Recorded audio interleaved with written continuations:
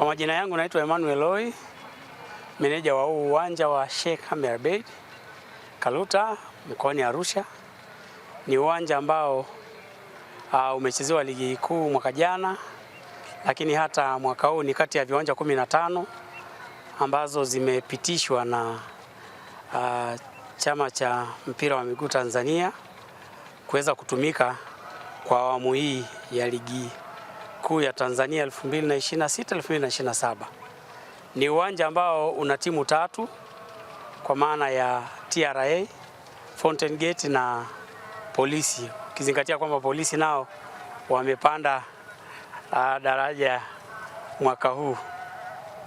Ndio, na uwanja uko sawa kama unavyoona, tunapambana kumwagilia maji. Kipindi hiki ni kipindi cha kiangazi. Unaona uwanja ulivyokuwa green, inaonyesha kabisa kwamba ni kwa namna gani watu wanajibidisha kuhakikisha kwamba uwanja huu unabaki kwa salama kwa matumizi ya ligi kuu Tanzania. Msimu uliopita uwanja ulikuwa unatumika na timu 2 ambaye ni Fountain Gate na TRA. Na tunashukuru kwamba uwanja ulitumika vizuri kwa kumaliza mechi zote za hizo timu 2 wakichezea kama uwanja wao nyumbani, lakini pia Simba waliomba uwanja huu wakatumia kwa mechi zake za FA. Waliomba, na ukikumbuka kama unakumbuka ndugu mtangazaji, Simba walitumia mechi 2 hapa kucheza mchezo wao wa FA. Tulijifunza mambo mengi kwamba inatakiwa uwanja uwe mzuri muda wote. Pale timu inapomaliza kucheza, watu wanaingia kazini kuhakikisha kwamba uwanja unakuwa activated. Yaani back to back mechi inaweza kachezewa hapa.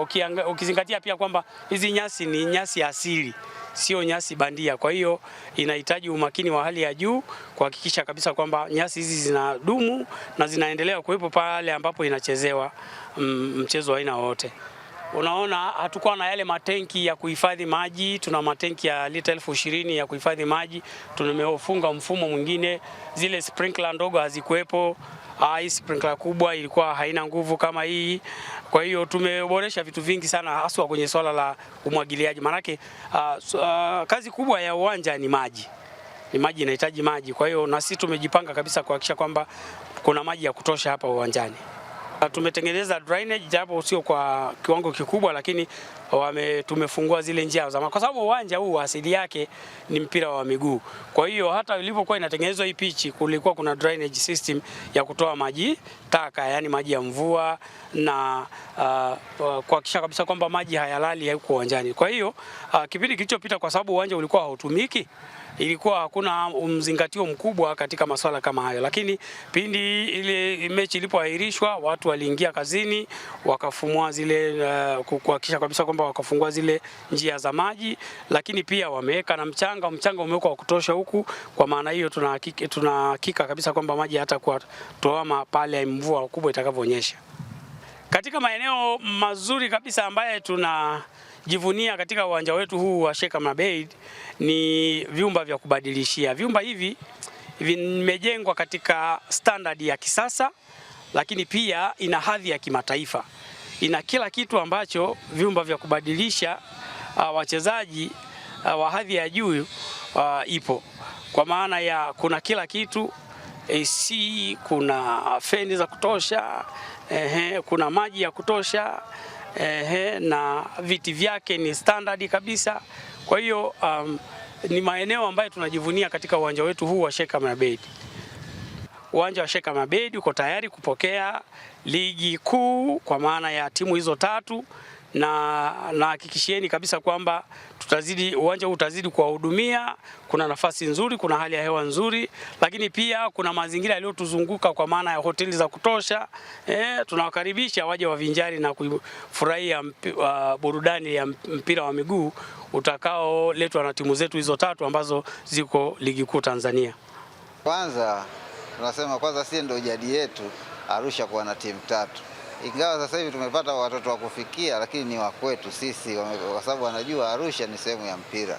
Tushawahi kuwa na timu 3 hapa, Parsons, Polisi, Parsons, AFC, na ukiangalia hapa ni chanzo cha mpira toka enzi na enzi. Ndio maana uwanja huu hauharibiki.